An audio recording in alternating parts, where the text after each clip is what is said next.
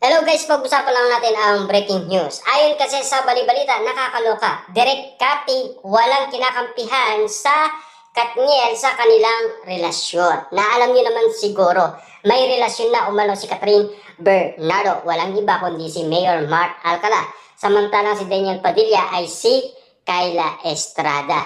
Hindi yan ang tinitignan umano ni Direk Cathy. May mga bulong-bulungan kasi na papaano yan na meron ng relasyon sina Catherine Bernardo at Daniel Padilla sa kanilang love life.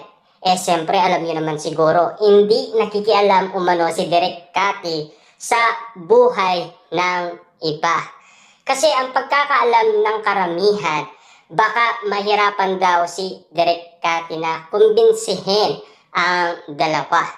Samantalang may paliwanag na umano na kumakalat ngayon sa balita patungkol umano kina Daniel Padilla at Catherine Bernardo sa kanilang bagong project. Dahil sa kanilang bagong closure, mananatili pa rin sina Daniel Padilla at Catherine Bernardo makagawa ng panibagong movie. Ayon kasi sa balita.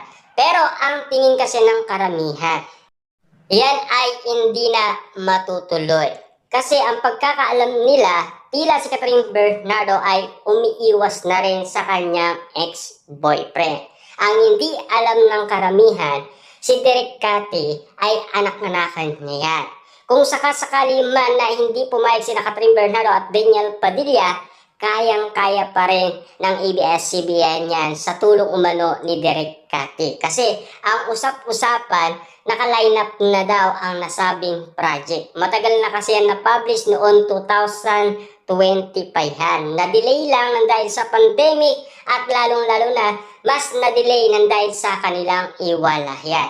At lalong-lalo na pinag-usapan yan noong 2025 pero kumontra ang karamihan. Papaano nga naman kasi kung magbibilang tayo ng taon, 3 years pa lang ang nakaraan na pangyayari na dahil sa kanilang iwalayan. Na ngayon, ito na ang pagkakataon ng management at ni Direk Cathy para pagsamahin muli sina Daniel Padilla at Catherine Bernardo. Kaya ang wish ng karamihan, sana matuloy at huwag magkaroon ng problema sa pagitan umano ni Catherine Bernardo at Mayor Mark Alcala at lalong-lalo na kay Daniel Padilla at Kyla Estrada. Tandaan natin, trabaho umano ni Daniel Padilla at Catherine Bernardo ang kanilang pinapasok. Kung sakasakali man na magkatuluyan sila, nasa kanila na yan.